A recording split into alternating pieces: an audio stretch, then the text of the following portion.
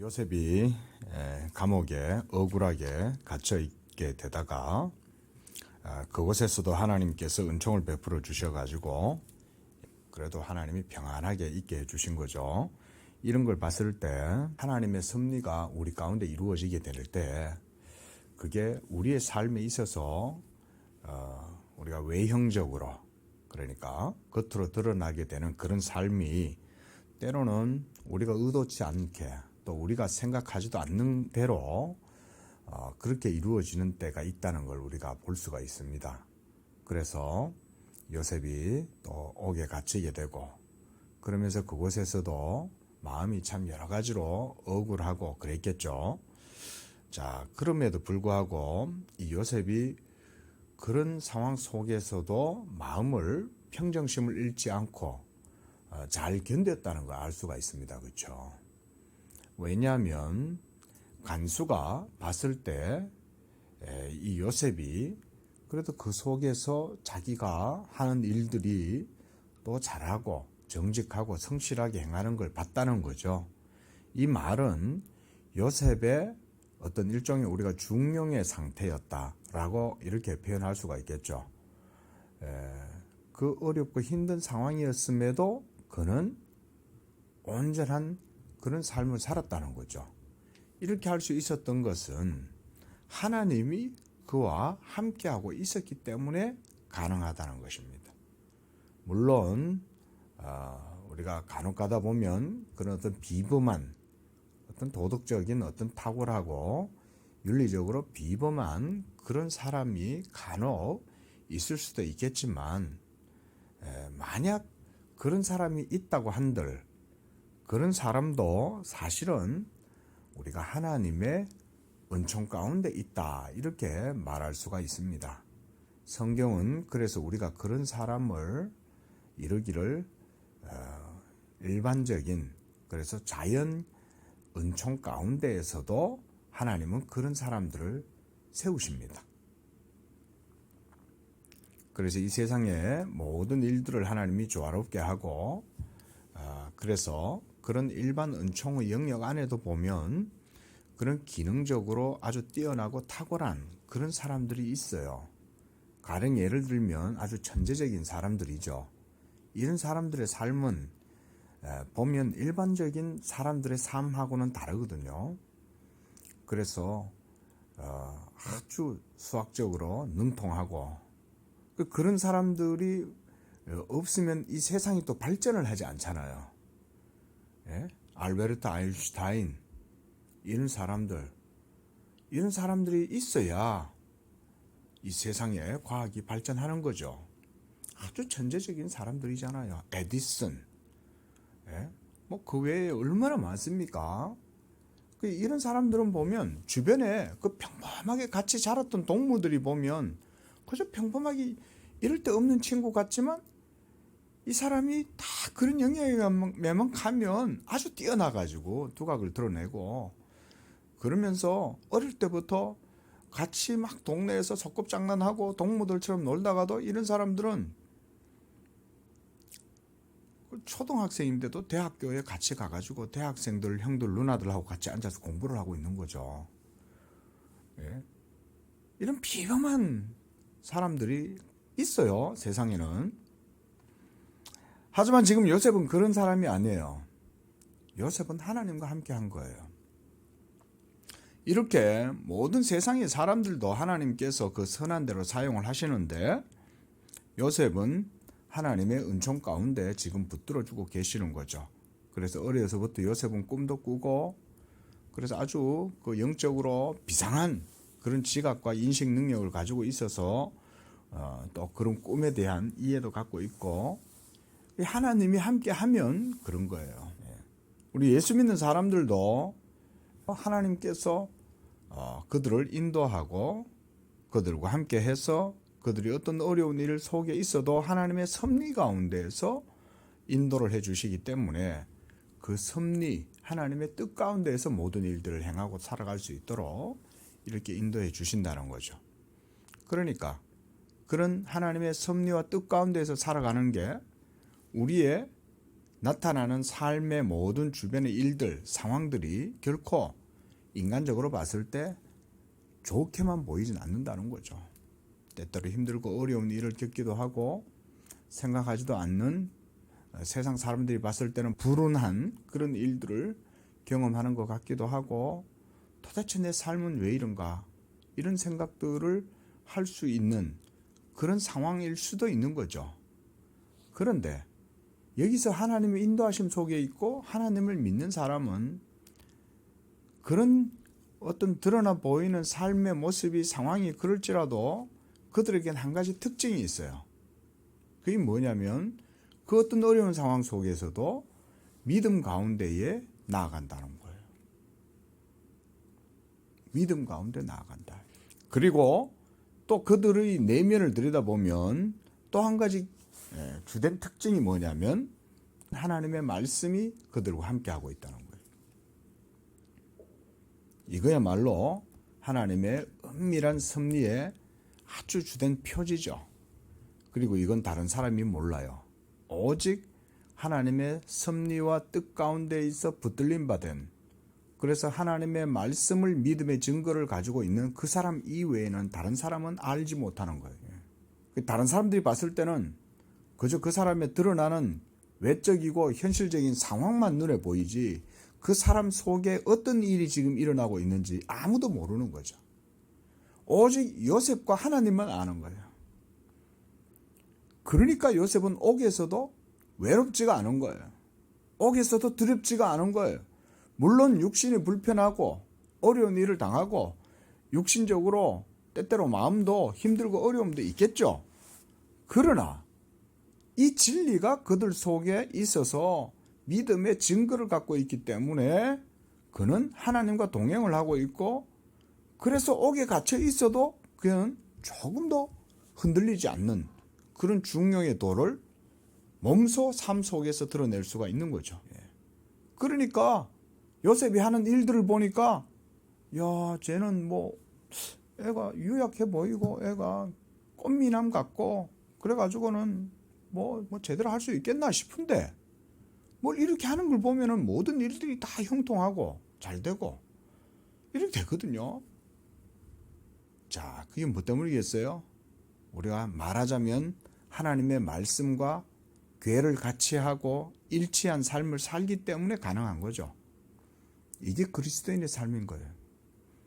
그리스도인들은 성령이 함께하고 내적으로 하나님의 말씀의 증거가 있고 영적으로 그 말씀을 따라서 삶을 살고 이러니까 육신적으로 어려운 일들을 당하기도 하고 여러 가지 고난이 있기도 하고 험난한 일들이 있기도 하고 때때로 그런 일들이 있어도 흔들리지를 않는 거예요. 물론 괴롭죠. 물론 육적으로도 어렵죠. 그런 일들이 있긴 해도 그러나 항상 하나님이 그들과 함께하고 붙들어준다. 이런 게 저는 요셉의 삶이었다라고 생각을 합니다.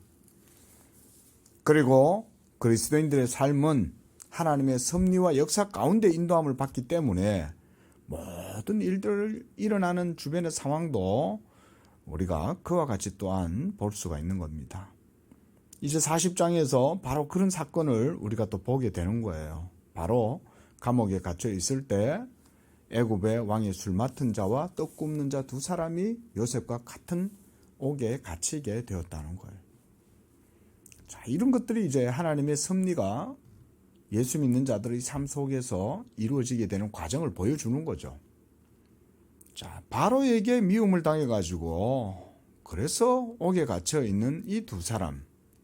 그래서 이들도 꿈을 꿉니다. 이제 9절에 보니까 술 맡은 관원장이 그 꿈을 이제 말을 해줘요. 그런데 5절에 보니까 두 사람이 하룻밤에 꿈을 꾸었다 그랬습니다. 그 아침에 이 두 사람이 꿈을 꾸고는 일어나갖고 야, 내가 간밤에 꿈을 꿨는데 이러면서 서로 이제 얘기를 하니까 야, 너도 꿨냐, 나도 꿨다 이제 이랬겠죠. 그 요셉이 그걸 이제 듣고 있는 거죠. 그런데 그 7절에 신하들에게 요셉이 물어요. 당신들 얼굴에 어떻게 근심의 빛이 있습니까? 이랬더니 이제 우리가 꿈을 꿨는데 서로 이 사람도 꿈 꿨다 하고 나도 꿈 꿨는데 이 꿈에 대해서 우리가 알 길이 없다. 이제 이렇게 얘기를 했겠죠. 그러니까 8절에 요셉이 그들에게 이르되 해석은 하나님께 있지 아니하니이까 나한테 말해보세요. 야, 이런 정도로면 이 대단한 거죠. 나한테 말해보세요. 이 말은 어지간히 자신이 있어가지고는 이런 말 못하잖아요. 긴가민가 이런 상태에서는 이거 뭐 얘기할 수 있겠어요? 예? 더군다나 이 사람들은 사실 엄청난 사람들이잖아요. 청와대 내에 있는 식당의 셰프잖아요. 예? 이 왕하고 직접적으로 대면하는 사람이면 이게 보통 사람들이 아닌데 요셉은 담대하게도 당돌하게도 꿈을 내한테 말해봐라 이 얘기잖아요. 이거 뭘 알 수 있습니까? 요셉이 영적인 것에 대해서 상당히 확신이 있고 자기 안에 있는 진리의 말씀이 있기 때문에 그 말씀에 대한 확실함, 확신 이런 것이 담대함으로 있는 거죠. 이게 요셉의 상태였다는 거예요. 이런 게. 그래서 9절에 술 맡은 관원장이 그 꿈을 요셉에게 말해 주었다.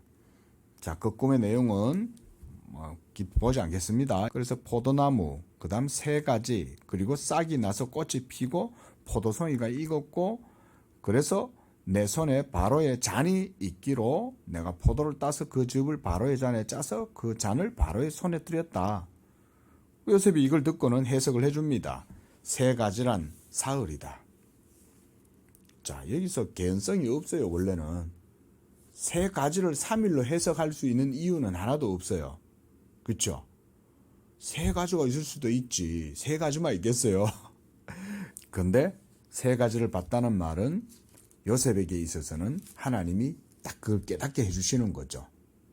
꿈 해석이라는 게 이런 거 아닙니까?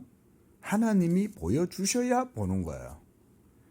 자, 그 다음 그래서 13절에 사흘 안에 바로가 당신의 머리를 다시금 전직을 회복시켜 줄 겁니다. 그리고 당신이 다시금 복직이 되어서 왕의 잔에 포도주를 따라주고 그를 하게 될 겁니다. 자, 왕의 잔에 술을 따라준다는 것은 이때 당시는 엄청난 일인 거예요. 그렇죠? 왜냐하면 독을 탈 수 있잖아요. 암살을 할 수 있잖아요.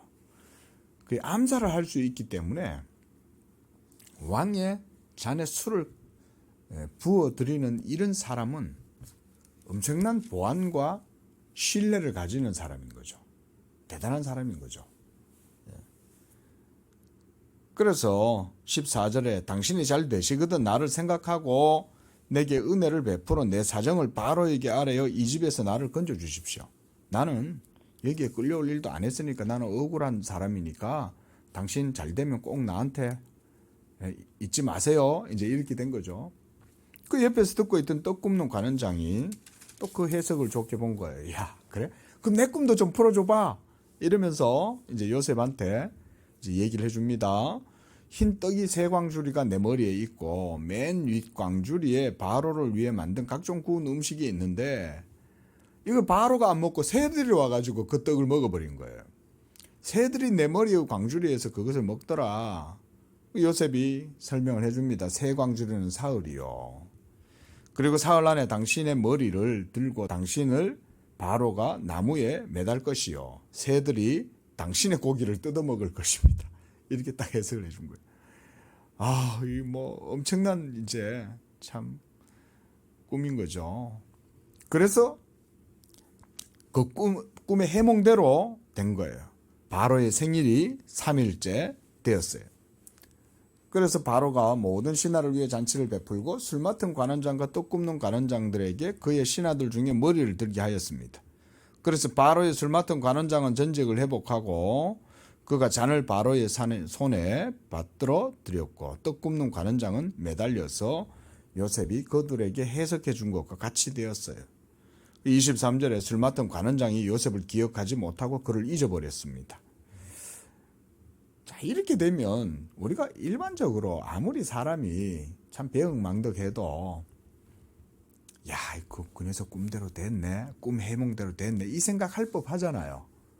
근데 이거 생각을 못 하는 거죠. 이 술 맡던 관원장이. 물론 뭐 경황도 없고 그 왕 앞에서 이런 생각하기도 쉽지도 않았을 거고 또 그럴 수도 있겠지만 한편으로는 생각해 볼 수 있잖아요. 그죠?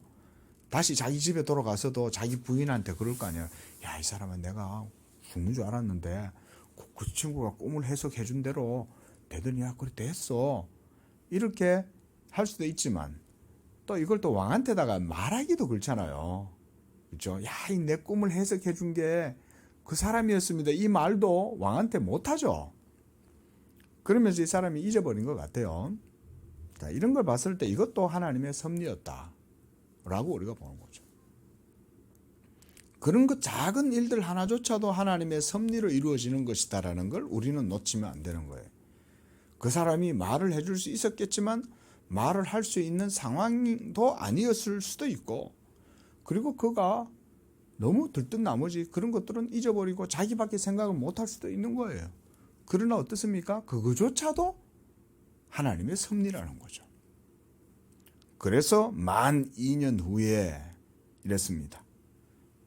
그때가 되어야 요셉이 이제 하나님의 섭리 가운데 일을 행할 때가 되는 거죠. 하나님의 때는 2년이나 더 있어야 되는 거예요.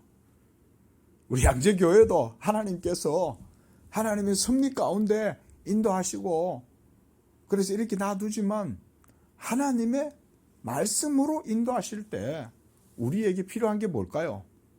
여기를 우리가 말하자면 뭐 비유컨대 요셉의 그런 말하자면 지하에 하나님이 냅두는 거죠. 우리 양재교회를. 그러나 우리 양재교회에 뭘 주시냐? 믿음의 증거를 주시는 거죠. 그래서 진리 가운데 있게 하고 지금 이렇게 지하 속에서 선풍기까지 틀어놓고 여름에는 이 뭐예요? 제습기를 틀어놓고 겨울에는 저렇게 뭐 틀어놓고 이것도 하나님이 엄청나게 사실 은혜를 주시는 거 아닙니까? 사실은 다른 개척교회하고 어떻게 보면 우리는 그래 따지면 참 하나님이 여러 가지 은혜를 주시잖아요. 개척교회 하면 얼마나 목사님도 힘듭니까? 저는 우리 교회가 나중에 하나님이 이렇게 옥에서 끌어내갖고 다시 하나님께서 우리도 이렇게 하나님이 우리를 세워주면 저는 우리 개척교회를 참 많이 도와줘야 되겠다. 여러 가지로 물심양면으로 이런 와중에 하나님께서 다 도와주시는 거잖아요. 그리고 이제 2년 후에 바로가 꿈을 꾸게 됩니다.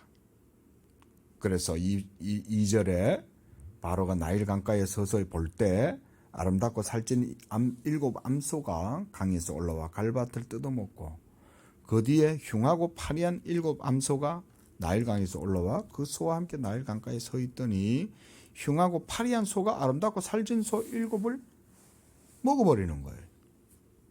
바로 그 꿈을 딱 깬 거예요. 깜짝 놀랐겠죠. 깨고 보니까 그 꿈이 뭐 있다. 이게 몽조가 분명히 뭔가 이게 예지몽 같다. 이제 이런 생각을 한 거죠. 그래가지고는 다시 잠이 들었어요. 또 꿈을 꾼 거예요. 이번에는 한 줄기에 무성한 충실한 7 이삭이 확 나오는 거예요.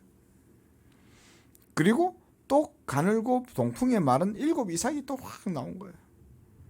그러더니 이 7 이삭이 무성하고 충실한 7 이삭을 삼켜버린 거예요. 그 바로가 또 딱 깨니까 꿈인 거예요. 이게 2번이나 이런 꿈을 꾸니까 그때는 이제는 왕이라도 이제 번민이 되는 거죠. 도대체 이게 뭔가. 그럼 보통 꿈을 꿀 때 어떨 때 보면 이게 뇌리에 아주 강렬하게 남는 꿈이 있잖아요. 한마디로 그런 꿈인 거죠. 그래 이제 8절에 아침에 일어나서는 소위 종교계에 종사하는 사람들, 술법사들, 예언자들, 점술가들 이런 사람들을 다 부른 거예요. 야, 뭐, 그래 그쪽 계통에 이제 종사하고 있는 사람들을 불렀겠죠. 그래가지고는 다 불러 모아놓고는 이제 꿈 얘기를 해주면서 내 꿈 좀 설명 좀 해봐라. 그래서 그걸 해석하는 사람이 없는 거예요. 그래서 9절에 술 맡은 간원장이 마침 옆에서 이제 듣고 있었겠죠. 듣고 있다가 이제서야 말을 하는 거예요. 제가 왕께 아뢰나이다 이러면서 이제 아주 이제 두려운 마음으로 왕한테 그래도 얘기를 해줘요. 자, 이런 것도 보면 저 같으면 인간적으로 겁이 나가지고 말을 못 해줄 수 있잖아요. 그죠? 아니 괜히 얘기했다가 틀리면 어떡할 거예요. 괜히 얘기했다가 물론 맞을 수도 있겠지만 안 맞을 수도 있잖아요. 얘기를 못 할 수도 있거든요. 자, 이런 것도 하나님의 섭리다. 하나님의 섭리가 이루어지게 될 때는 좌우 이런 게 없어요. 열리고 닫히고 이런 것도 없고 모든 것들이 다 하나님의 섭리와 뜻대로 이루어지는 거예요. 그래서 그가 말을 해줍니다. 그래서 그 꿈대로 우리가 다 됐습니다. 그래서 저는 복직이 됐고 그 떡마통 관원장은 목매달려 죽었습니다.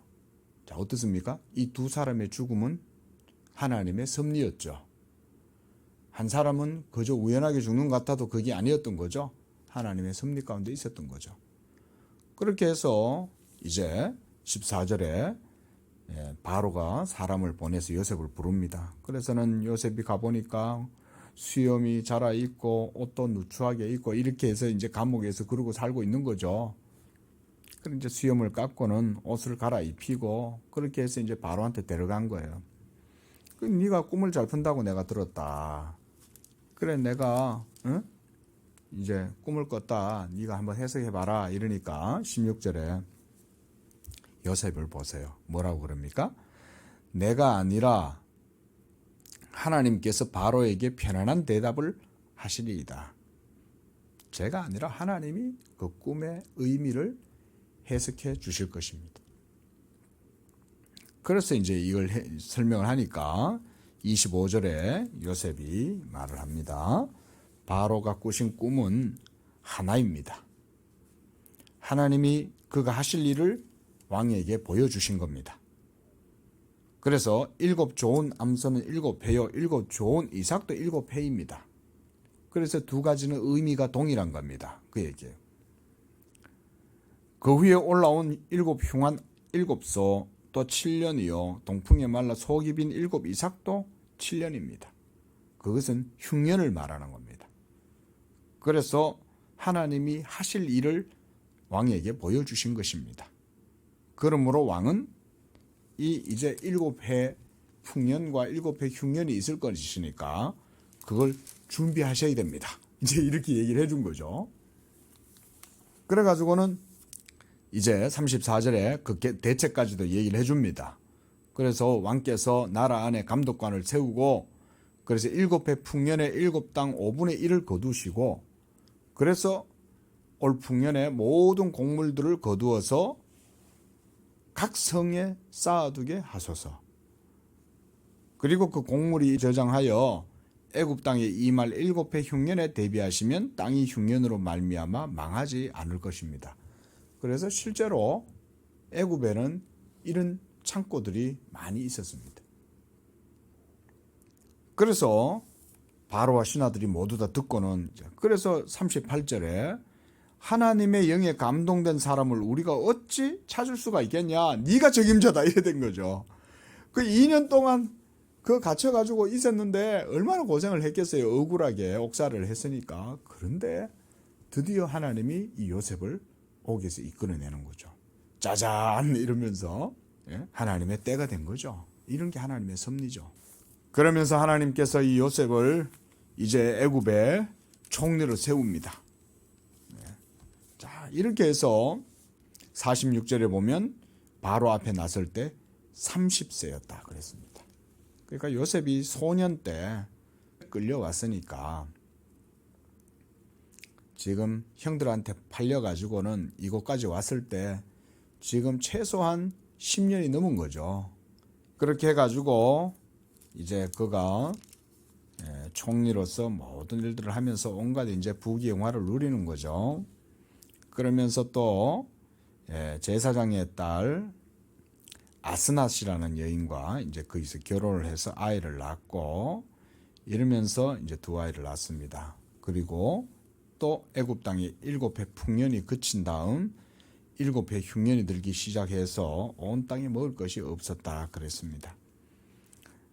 그래 이제 57절에 각국 백성도 양식을 사려고 애굽으로 들어와서 요셉에게 이르렀는데 기근이 온 세상에 심한 거죠. 그 요셉이 곡식을 전부 팔 때 이제 적절하게 이것도 분배를 하기 위해서 관리를 해야 되잖아요. 아무렇게나 그냥 뭐 돈 많이 받고 많이 주면 안 되지 않습니까? 돈이 중요한 게 아니라 곡식이니까 이럴 때는 뭐 돈이 필요가 없지. 그래가지고는 온통 돈을 다 적절하게 해가지고 바로의 국고에 다 집어넣으면서 이렇게 한 거죠. 그러면서 42장에 드디어 야곱 가나안 땅에도 이제 기근이 든 거예요. 우리가 사도행전에서도 보면 예루살렘 교회가 거기에 흉년이 들잖아요. 기근이 들어가지고 예루살렘 교회에 먹을 것이 없어갖고 전국 각지에 있는 이방의 교회들이 헌금 연보를 갖다가 전부 다 거출을 해가지고 바울의 손에다가 맡기잖아요. 가서 예루살렘 교회 도와주세요 이러면서 돈을 갖다가 보낸단 말이에요. 이런 거 봤을 때 아마 이런 것들이 그때도 많았던 것 같아요. 근데 이게 이제 7년이나 이렇게 되니까 이게 아주 상태가 심각해진 거죠. 자, 그럴 때 이제 야곱도 저 애굽에서는 그렇게 엄청나게 많은 곡식들이 있단다. 소문이 날 거 아닙니까? 그래가지고는 이제 그들을 보냅니다. 드디어 하나님의 때가 된 거죠. 그래가지고는 이제 왔는데 보니까 자기 형들이 온 거거든요. 그러니까 요셉이 잘 됐다. 내가 너들 때문에 얼마나 고생했는 줄 아냐? 이런 생각을 조금도 안 하는 거죠. 하나님의 섭리 가운데 있는 사람은 또한 믿음의 길로 나아가니까 하나님을 믿으니까 이런 상황에서도 자기 개인적인 그런 감정보다는 이렇게 하는 거죠. 그래서 9절에 요셉이 그들에게 대하여 꿈을 생각했다 그랬습니다. 이건 뭔 얘기냐면 그 꿈에 대해서 요셉은 믿음으로 받아들였기 때문에 그것을 쉽게 생각하지 않았다는 거잖아요. 꿈을 생각했으니까. 그러니까 형들의 단이 일어나서 자기에게 절하는 꿈을 생각했다 이 얘기인 거예요. 그리고 하늘의 해와 달과 그리고 모든 별들, 형들의 별들이 자기한테 절하고 자기 아버지의 별도 절하더라. 이거를 이제 생각을 했다는 거예요. 그러니까 요셉이 형들을 어떻게 할까 이 생각을 했을 거 아니에요. 내가 그냥 자기의 정체를 밝히고 접니다. 아유 형들 오셨어요. 이렇게 할 수 있었지만 요셉은 그렇게 하지 않았다는 거죠. 그리고 꿈대로 이루어질 것을 생각을 해서 했다는 얘기는 뭐냐면 요셉이 믿음으로 하나님의 뜻을 헤아렸다는 얘기인 거예요. 신중하게 하나님이 자기에 보여준 꿈대로 모든 일들이 이루어지기 위해서 신중하게 행동했다. 그 얘기를 말하는 겁니다. 그래가지고는 이제 이렇게 지금 하고 있는 거예요. 자, 이걸 이제 보여줍니다. 그래서 이제 그들이 막 곡식을 아마 형들이니까 아마 많이 실어서 줬을 거예요. 야, 많이 실어줘라. 그러면서 또 그 속에다가 돈을 집어넣어라.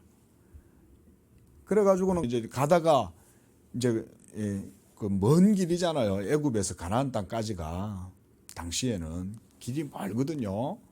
오늘날로 하면 거리가 좋게 이제 강원도에서 말하자면 한 부산 정도의 거리가 되는 거예요. 그런데 그 돈 자르고 나오니까 이제 막 기겁을 한 거죠. 그래가지고는 이제 그들이 아버지에게를 이제 돌아가는 거죠. 자, 그러면서 또 야단이 난 거예요. 자, 이런 것들도 모두가 다 그러니까 요셉이 계획한 거고, 그리고 이것은 자기 아버지하고 그 가족들도 다 와야 된다는 거죠. 이게 그 꿈이 지금 이제 하나님의 뜻이 그거라는 걸 요셉이 깨달은 거죠. 그래서 지금 이렇게 하고 있는 거죠. 그 꿈대로 이루게 하시려고. 자, 기도하겠습니다. 하나님, 주께서 지금도 우리의 모든 삶을 주의 뜻 가운데 또 주의 말씀으로 저희들을 인도하시는 줄로 믿습니다.